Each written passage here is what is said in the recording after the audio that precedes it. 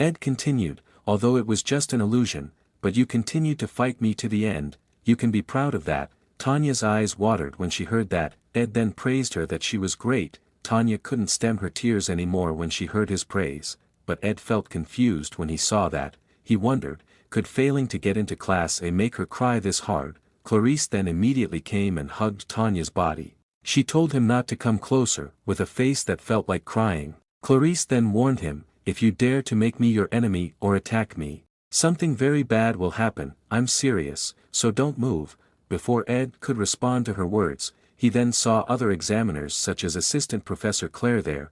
Claire then called him and waved her hand at him. She told him that the exam was over. She asked him to come help her. Clebius was battered. Anise then complainingly asked Claire to please update the score list. She had a mountain of work and the student council election was right after the next semester started. Hearing that the exams was over, Clarice then murmured and breathed a sigh of relief. But she was then surprised when she realized that her voice had changed. Looking at her hair that was slowly lengthening and turning white, she wondered if the duration of the transformation magic had run out. Clarice was really panicking at the moment. She then remembered that the blessing of sacred law had been thrown away from her hand when she fought Marilda earlier. Verdio at that time told her that she should always carry the item at all times. Amidst Clarice's panic, Claire then praised Ed's good work, but she was then confused and surprised by what she saw in front of her.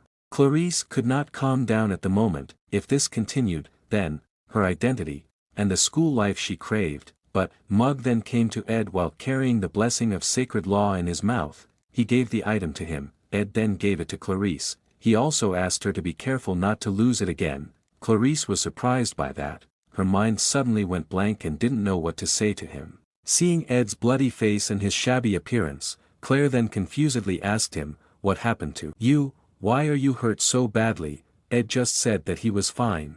The sunlight in the sky was slowly fading, which showed that it was already afternoon. The new student placement exam was finally over. Ed had returned everything to the way it should be, based on the original scenario, except for one thing, a small and invisible gap that escaped his attention. While Claire was leading Ed while asking about his condition, under the red-painted sky, two eyes that resembled rubies were glued to Ed. Clarice realized, just now Ed seemed to want to talk formally to her but immediately stopped. While walking away, Claire said, "It seems that Ed is very tired." She then told him to just rest for now, let them take care of the rest. She then asked Onyx, who was now looking up while wearing a surprised face, to bring the Clebius. Onyx understood, he would be there soon. Looking at the towering altar in front of him, Onyx muttered, "I thought I saw something shaped like a person just now." He felt that it must be his imagination. Around the altar, Ed could be seen resting his body there. Marilda then said to him, "I believe that beauty beyond time and estimation really exists. The proof is in that sky.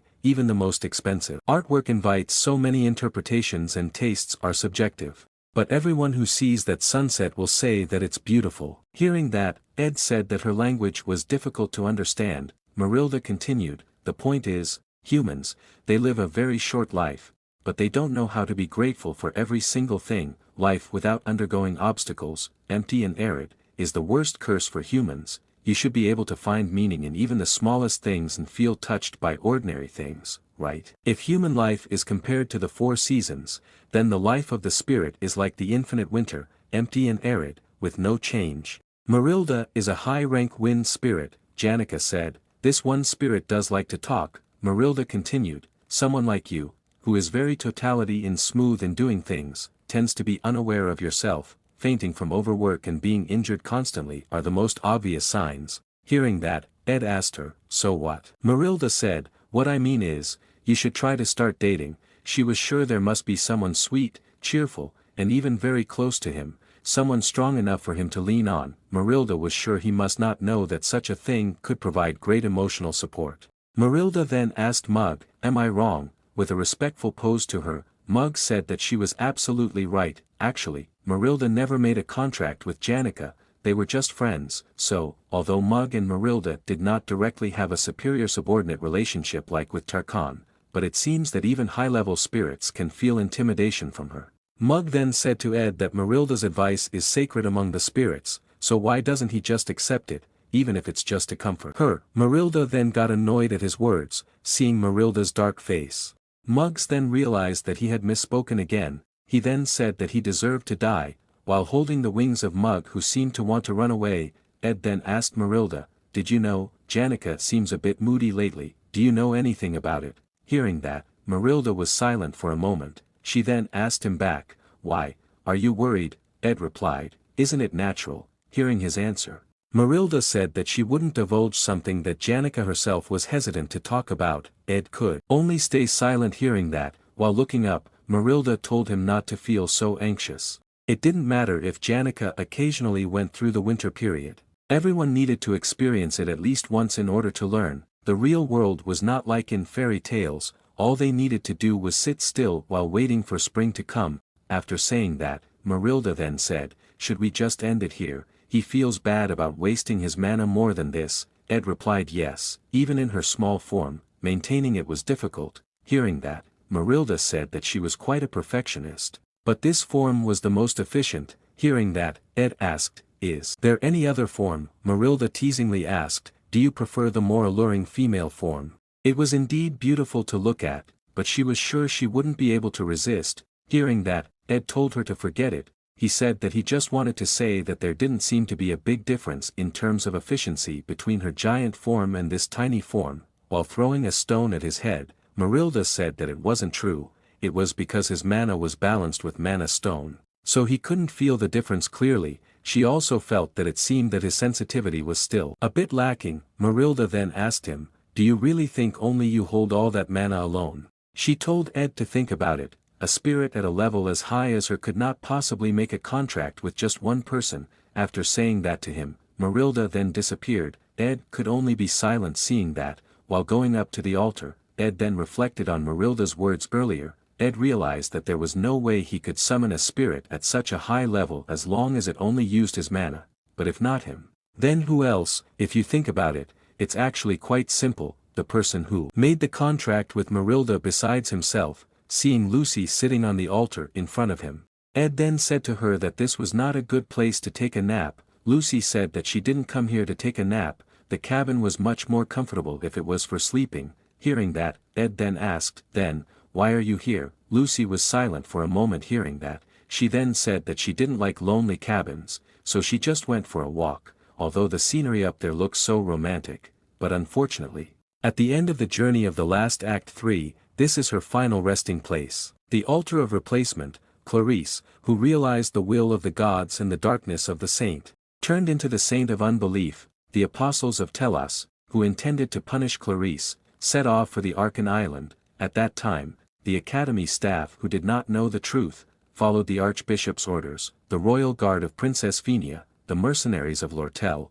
the knights of Holy City Cathedral, the high-ranking staff of the academy, and also, even the raid party of the protagonist's generation and Principal Abul Facius joined in that tangled web. The tip of everyone's sword was equally pointed at one girl, who was trying to protect the Arkan Island. Following the last will of her master, a traitor, a heathen, whatever they called her, she did not utter a single complaint, as she watched everything from above with dignity. She was the awakened one, Lucy Merrill. She defeated all the great figures of the Arkan Island, and swept away most of the main character alone.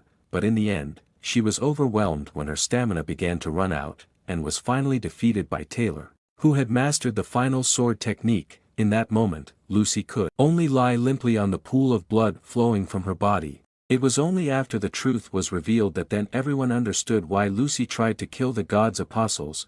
Various thoughts then appeared when they finally learned the fact. So she wasn't a villain. We don't know there was a story like that behind it. However, saying such a thing would not change anything. Late understanding hurts more than any misunderstanding, whether it is because of her nature or she considers it futile. Lucy bore all the burden alone until the end, and of course, Ed had no intention of stopping her. As for sacrificing Lucy to keep the scenario smooth, Ed immediately rejected the thought. He was not so cruel to be able to do such a thing. After all, letting things flow naturally would not necessarily invite a bad ending. At the end of his life, Glock at that time said something to her. The saying goes, the ground becomes hard after the rain. Sylvania Academy will overcome most of its trials by itself, but there will be one trial that only she can overcome. When the time comes, Glock asked her to lend him her strength. Lucy cried as she held Glock's travelogue in her hands. It was a book that contained the story left behind by the master and his only family, the dying archmage. Only Lucy knew the weight of those words. She needed to get rid of those lingering feelings. It would be a long fight, with many dangerous events waiting, but it was all part of the scenario set for Act 3. Even so, that didn't mean he would just sit back and do nothing. Lucy then approached him and put her hand on his thigh. She said that this was something she realized recently. While lying on his thigh, Lucy said, "I guess, sometimes I might feel lonely." Ed was stunned to hear that. He then thought that he had to remember one thing: next time, he should at least tell her if he was going to be away from the cabin for some time. In the rose garden, seeing Clara in front of her, Maya said that she arrived earlier than the others. Clara said that she couldn't wait to get out of that suffocating house. Clara was now carrying some kind of gift in her hand. She said that this was a gift for her. People often mistakenly thought that Anise was from a noble family, but it was actually Clara, who actually came from a prominent baron family. Maya then thanked her for the gift. While stretching her body comfortably, Clara contentedly said that this place really felt like home to her. She really liked this quiet atmosphere. Apart from that, Clara said that she had to tell her friends at the academy. It had been a long time since she had seen their faces. She brought a lot of delicious snacks, and she had prepared a tea party with Anis and Janica as well. After saying that, Clara then said goodbye to Maya. She couldn't wait to see them again. There were so many things she wanted to talk about with her friends. And the blueberry pie she brought was really, after Clara finally left there, Maya's body suddenly became stiff. Anxiety could be clearly seen on her face at this time. When Maya thought about that meeting, she suddenly felt that the pie tasted like sand, and when Clara finally gathered with Anise and Janica, she was really confused by the atmosphere between the two of them. She wondered, why no one said anything? Are they at odds? Janica and Anise usually like to joke about everything, even small arguments. But this atmosphere was the first time it happened. Clara thought, should she make a joke? She then thought very hard for a joke that she could bring up. Clara was then about to call Janica, but before she could even say something, Janica suddenly called Anise. Anise immediately sat stiff when she heard it. With a sad expression on her face, Janica said, "I heard you were hugged by Ed."